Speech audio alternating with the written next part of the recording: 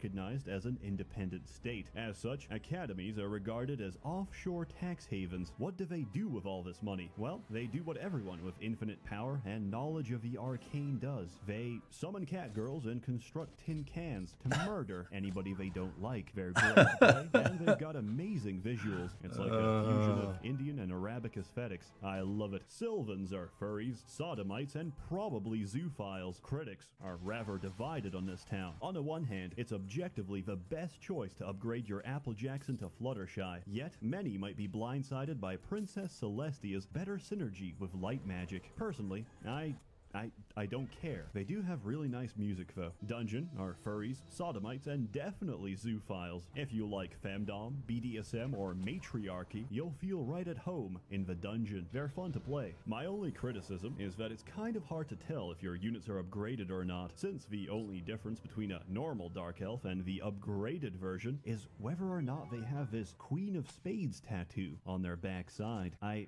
don't know what that's about. Necropolis gets skeletons, spelly skellies, and big bone skellies. I don't know if it's intentional or not, but each time I play Necropolis, I do get a very strong, inexplicable craving to consume monster energy. As expected, they can raise the dead. Originally, after sitting around in their castle and smacking the end turn button for a few months, Necropolis would automatically win. Of course, this was incredibly fun, and since the Heroes community hates fun, it was nerfed into the ground. You now need gamer juice to raise the dead, a limited resource that only replenishes at the start of each week. Fortress is the manlet faction, which might not sound very intimidating, but they also get runes, which allow the dwarves to, among other things, cover the entire length of the battlefield, resurrect their dead stacks, and temporarily become a ghost. If that wasn't enough, 3 of their strongest units might also be completely immune to Armageddon. And based off what you've just heard, yes, they are incredibly balanced. Inferno can do this.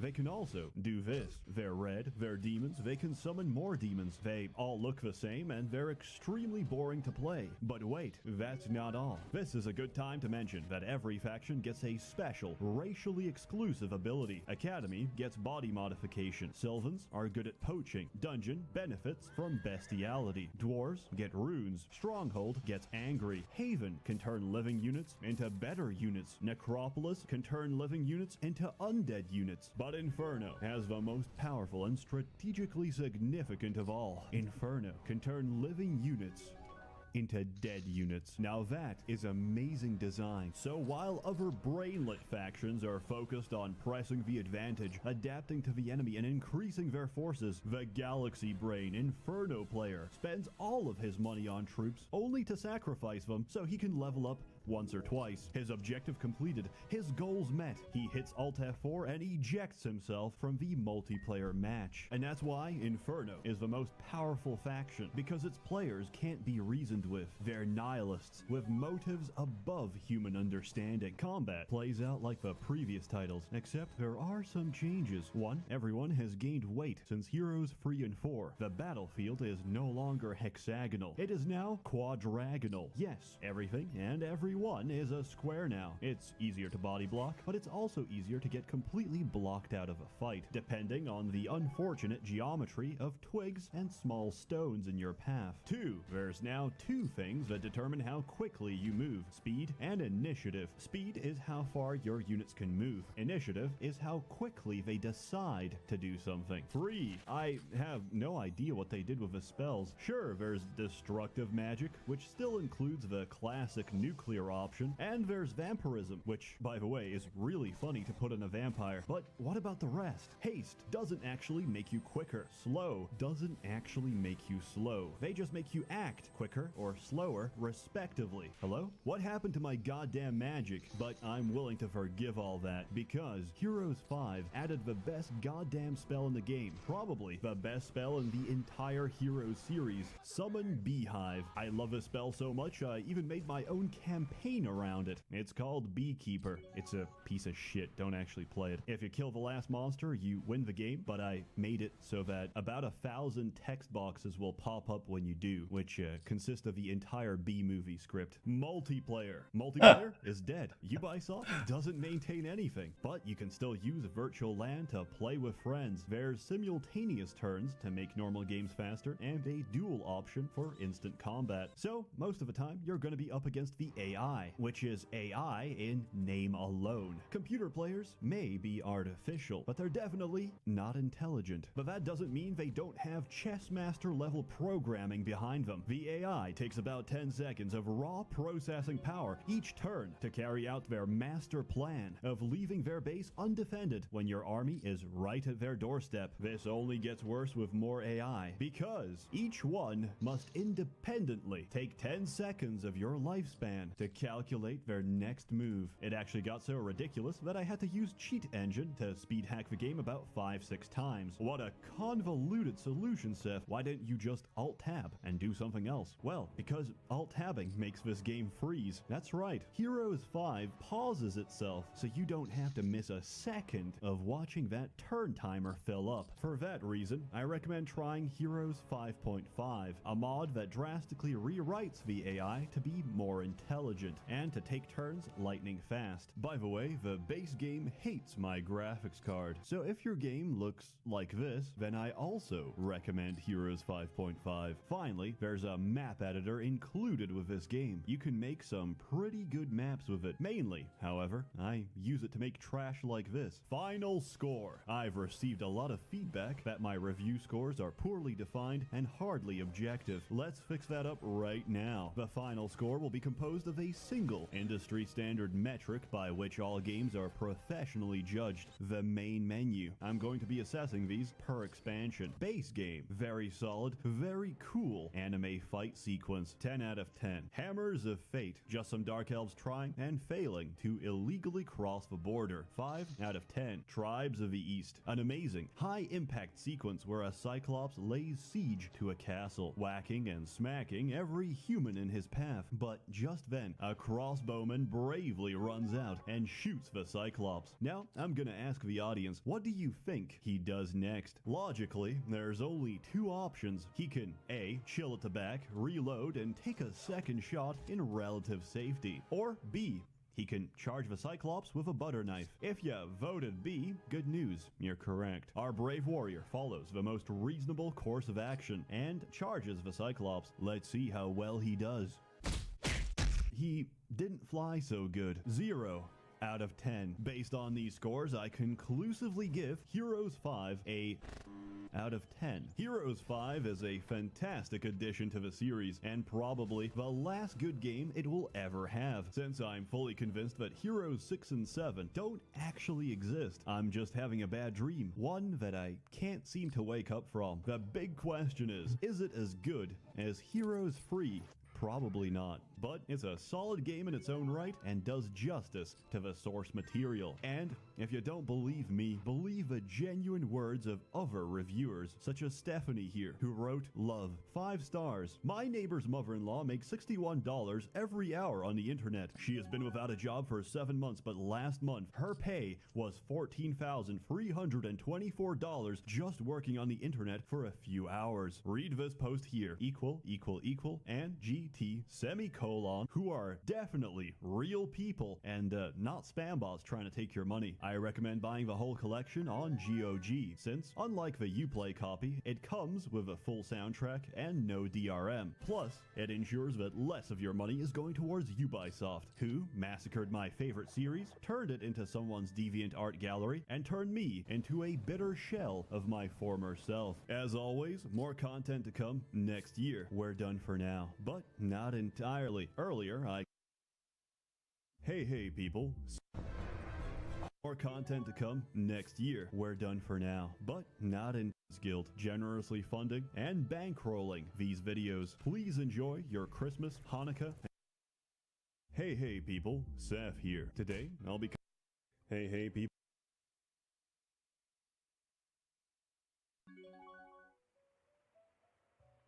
Woke up in a feverish sweat. It was another one of those nights. I had the same nightmare. Walt Disney let their intellectual property go into public domain. I felt sick, but thinking of vomit made me think of Pepsi, so I held it in. My diabetes was acting up. Pacemaker says I'm dangerously close to dropping below type 2. I needed something to calm my nerves. A Krispy Kreme, Coke Vanilla, and a needle full of heroin. Just what the doctor ordered.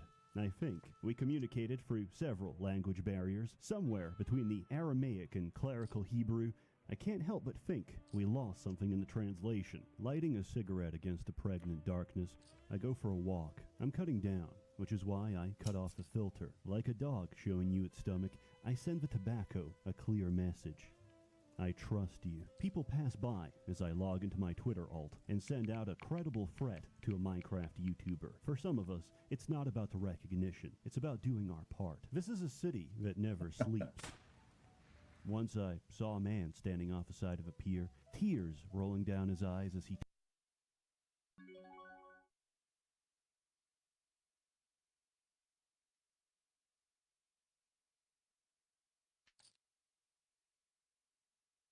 Hey people, Seth here. Today, I'll be covering a game that's very dear to me and also about as old as some of the audience. Age of Wonders, released 1999 by Triumph Studios, the same guys who made Overlord, is a turn-based fantasy strategy game which still holds up today because it's completely insane. Also, I apologize, but it appears my graphics have glitched. Does anyone know how to fix this? It's actually meant to look like this, but let's make them young and leads us.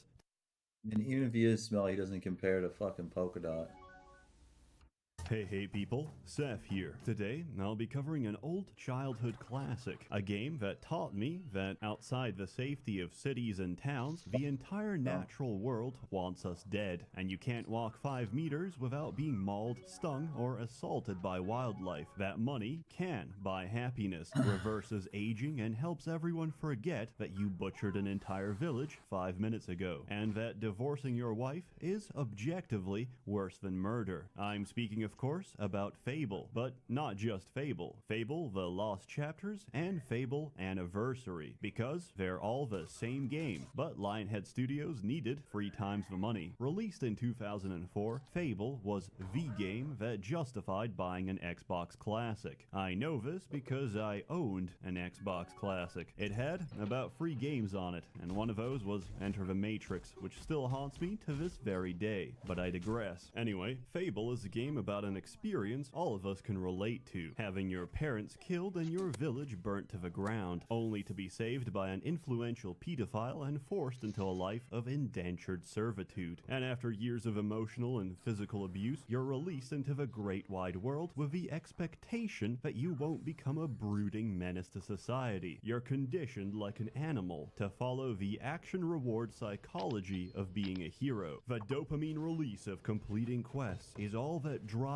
your addiction for fame and relevance. Peter Molyneux is a liar, but he's also a genius, because throughout the game you're forced to make choices. Not reasonable choices, not thoughtful choices, but picking between the 2 extremes of morality, good or evil. Here is a typical moral dilemma as presented by Peter Molyneux. As you walk along the road, you encounter a homeless man being bullied by a delinquent teenager. The good option? Scare off a bully. The evil option? Beat that homeless man within an inch of his life and crack his rib cage open like a coconut crab. Both options give you the same amount of alignment points. It's insane, it's nonsensical, and I absolutely love it. There's not much to say about the story. You go do quests and uncover the fact that some of your family isn't dead, so you reunite with them, only to have them all die except your sister, who I always spare because she's pretty damn hot. So you kill the big bad guy that's been making your life miserable, and Fable 1 ends there because they ran out of time. Then you have to kill the big bad guy's Persona avatar in The Lost Chapters, which is an expansion featuring a completely new area with reskins of all the monsters you fought before, and some extra content that was cut from the original. You can redo all this in the Anniversary Edition, which is a high-definition remaster of Lost Chapters, with extra bloom and gloom to drain out the color. While colors are faded, the characters aren't, and all the new models look great great, including Lady Grey, the only good romance option in the entire game. If you're not familiar, Lady Grey is the sultry mayor of Bowerstone North. She's also a crazy racist bitch that gets turned on by seeing black people die in front of her. Unlike Lost Chapters, Anniversary has built-in controller support for the PC. Anniversary Edition also has limited modding support, which is completely broken and unusable. However, this didn't stop one man, whose autism was more powerful than we could have ever imagined. Mr. Defini used his modding talents to replace every wasp in the game with Shrek.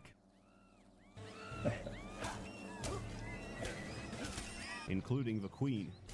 More wasps have spawned, but they are no match. God bless Australia. Fable is very simple. It's also very easy. I would actually be very impressed if you somehow managed to lose the game, because you can't actually die as long as you're digesting food. Turns out, it's not a question of how strong you are. It's a question of how many apples you brought. You start as a child apprentice at the Heroes Guild, but after a few tutorials, everything fast forwards until you're a fully grown adult. Before that, you'll have to tolerate living with Whisper, It's time to wake up. Get out of bed, lazy bones. doing unpaid labor for the guild, Well done, lad. The Beatles are all dead. and holding back tears while doing favors for the guildmaster. Just keep going till I tell you to stop. Ah, now that's more like it. Get used to the weight of this sword.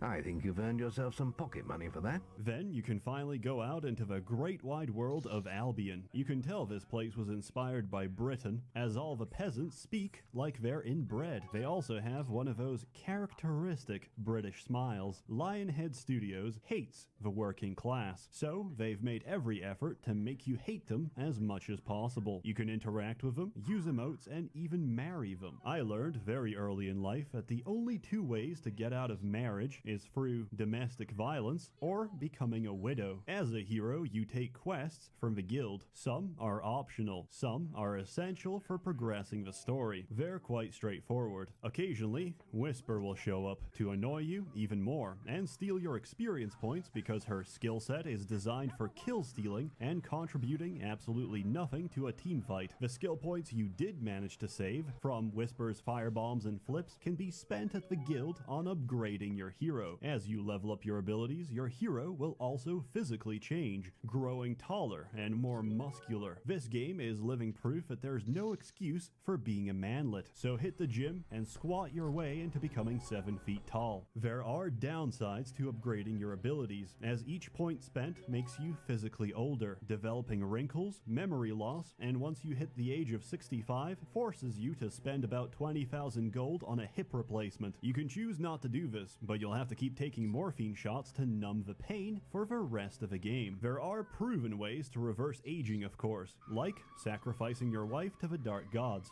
A pathetic contribution. Interestingly, this is still slightly less evil than divorcing her. There's a lot of skills to choose from, but like men, skills aren't made equally. Magic restores very slowly, so you'll be forced to chug down mana potions if you plan on using spells. The one upside of being a mage is that you can still use emotes while spellcasting, so you can keep thrusting away as you electrocute your enemies to death. Others are completely broken. Assassin Rush lets you blink behind enemies and abuse the AI. Fun fact, Assassin's Rush can sometimes glitch into the terrain when combined with Summon. Please don't use this in the Chamber of Fate, or you might accidentally glitch your way under the floorboards and obtain the Sword of Aeons 30 minutes after starting the game. Multi-Strike allows you to completely ignore the combat system since it can't be blocked and has no cooldown, and Time Stop lets you run through about 80% of the game without even lifting a finger. There's a lot more skills out there, but they're far too balanced to be worth talking about. Except heal. Heal is absolutely vital when your character gets too muscular, as your fists might unintentionally kill your wife. Use heal between beatings to keep her healthy, and to get rid of any bruising that might be used as evidence against you in a court of law. Quests typically award you a lot of gold. Most players will spend this on improving their gear or buying new weapons. Real gamers spend it all on playing blackjack and buying yourself an appropriate title so you don't go insane from listening to the villagers. Based on old save files I found from when I was 12 years old, I can tell you with high certainty that the most popular titles everyone picked were Assassin, Necromancer, and Reaper. We were really edgy kids back then. In between quests, you can go and wander around town, trade, and get constantly mocked by older heroes who are past their prime. He can't entrust important quests to novices like you. I see they're letting the children out of the guild early these days. Now, move aside, will you? I don't need you crowding me too. Can you move away now? You're getting in the way of my fans. I hear you can make a decent living out of fishing.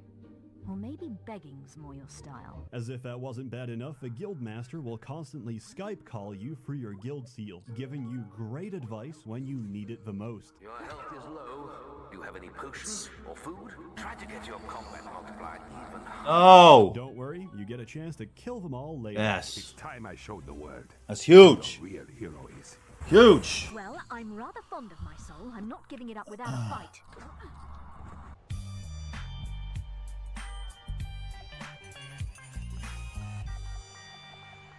There's a lot of activities outside town, including side quests, puzzles, and fishing. However, fishing is a good way to catch carpal tunnel, as it involves rapidly mashing left click on the PC. So, to avoid this, I turn on my auto clicker. I set it to a 1 millisecond delay time, so I can catch the fish instantly. Modern problems require modern solutions. You can customize your hero however you like. Different haircuts, facial hair, tattoos, and clothing will provoke different responses from the townspeople.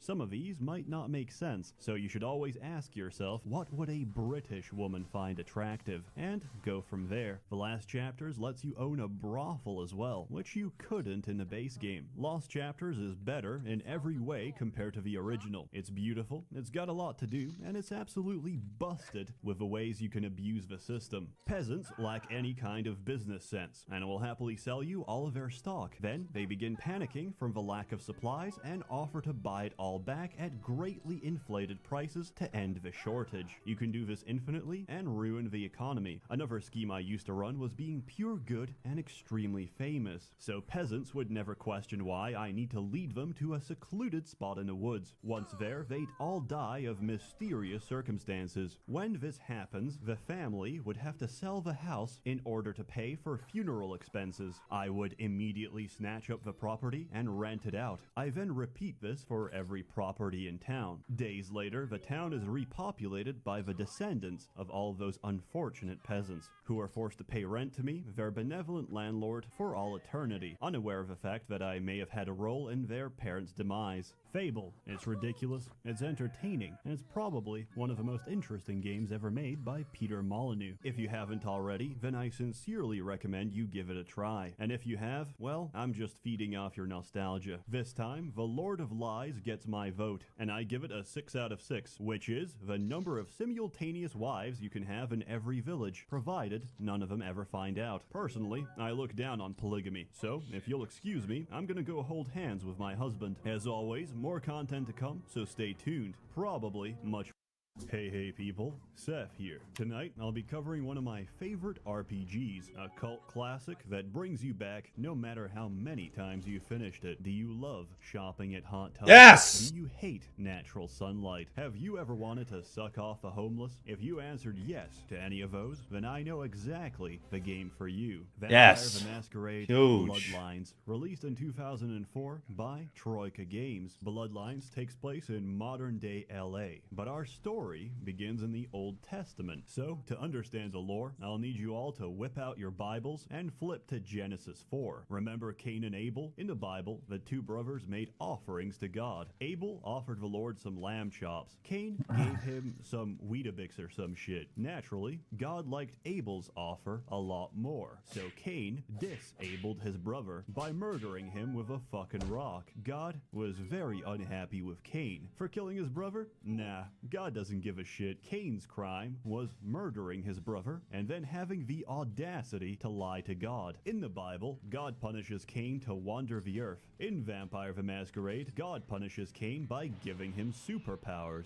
Cain, For crimes against your creator and your fellow man, I sentence you to immortality. I'm also giving you super speed and super strength. You can also turn invisible.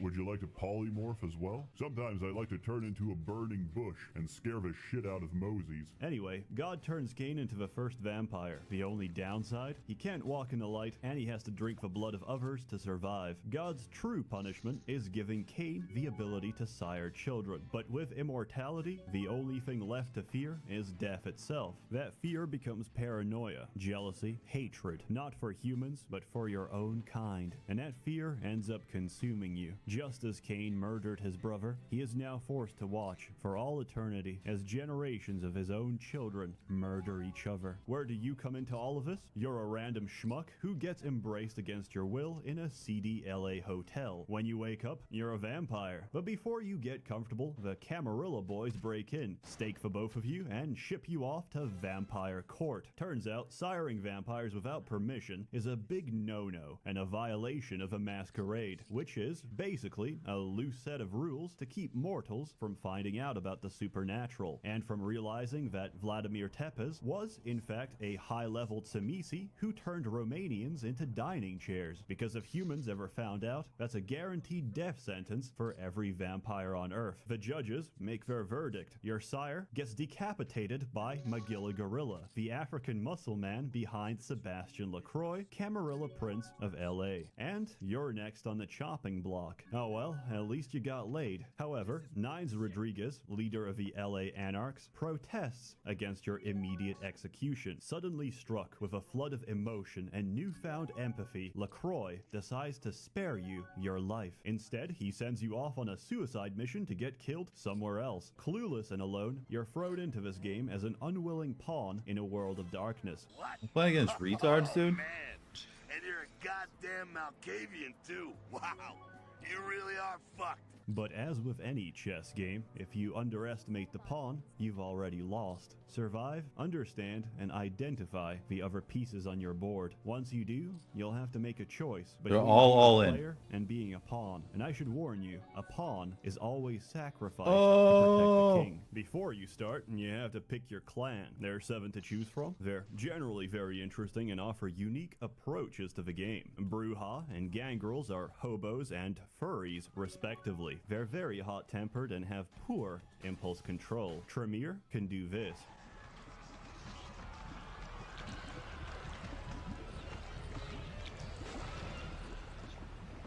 They're basically undead blood mages. Toreador are the very definition of vampire sluts. Being a room temperature piece of ass does have its advantages though, and lets you get what you want without conflict. Ventru are like vampire aristocracy. Basically, they're assholes who think they're too good for sucking off the homeless. Don't say that to their face though, or you might find your neck snapped. Nosferatu are hideously deformed. Women ignore you or call the police when they see your face. Yeah, what'll it be? Lord! Oh, sweet Jesus! Damn, man! Don't be sneaking up on a brother with your crackhead skin disease test tube baby looking ass! Damn near shit my pants! I don't sell no soap, so what the hell you want? So, really, no different from being alive. Malkavians are batshit insane. Their curse makes them unhinged, unstable, and even worse, completely lucid and prophetic. They can also spread this insanity to others. As a result, they've got some of the best interactions and dialogue options in the entire game, which may or may not include talking to stop signs and being interrogated by your own television. And that the source of the detonation possibly came from you. Hey, heard anything? Kind of musky. It's no small secret that Clan Malkavian is my favorite. If it's your first time playing Bloodlines, I recommend playing any clan which isn't Malkavian or Nosferatu. Why? Because the Madness Network isn't random. It's foreshadowing. It's knowledge you know but shouldn't. And all of these revelations will go over your head when you can't make sense of it. Also, getting spotted out in the open is an instant masquerade violation for Nosferatus, which can result in your immediate death. It's better for seasoned players who already know who who and where everyone and everything is. Also, Yeah, I sounds hope you great. like sewers, because you're gonna be seeing a lot of sewers as a Nosferatu. Hope you packed snacks. But why would I play this old-ass game a second time, Seth? I got a lot of stuff to do. I got a reading to catch up on. Because, you goddamn zoomer, the game isn't very long. Length isn't the point of it. It's the choices you make. And there's a lot of different choices you can take depending on your character, which come back to help or haunt you in the future. It's a very well contained and believable world that never breaks your suspension of disbelief. You might be turned off by the vampires, and to tell the truth, I was too. So was my mom, and now she's probably finished the game more times than me, because this game isn't about vampires, the undead, or the supernatural. It's about humans, and regardless of whether they're mortal or damned flesh, they all act, think, and feel human. They've got real fears, hopes, and motivations which drive their character. Every single character, no matter how central or insignificant they are to the plot, are written fantastically well. And that's the main praise you hear for this game. The story and the dialogue, which has some goddamn amazing voice acting. I am the proprietor and salesman of the month several years in a row. The ladies call me, oh God, but you can call me Fat Larry with a F-A-T, cause I know I got a weight problem, I just don't give a fuck. I see your face is not so lifeless. Your nerves not so deadened that you cannot express shock. Tell me, child, is my appearance that frightening? Or is it my knowledge of you that is so unnerving? Get fucked with your 10, nerd. Sang's Herbal Remedies. I am Sang. How may I assist you? Selling remedies is honest work. I came to America after discharge from Chinese Herbal Remedies forces to help aging parents restore. Definitely, I am now American citizen. God bless the Allegiance flag. Chinese invented gunpowder. Yes, I know guns. Hold on, please. These are good remedies for many problems. No credit cards. Kids don't know nothing. No more Yankee my wanky. The finger need food. Through most of the game, you're given tasks to complete by LaCroix. These serve as the main quest line, and you'll need to finish them to progress the story and unlock new locations. You'll get to meet the other major powers in LA as well. There's the Camarilla, which uphold the status quo and enforce the masquerade religiously, anarchs who respect the masquerade but hate the politics and hierarchy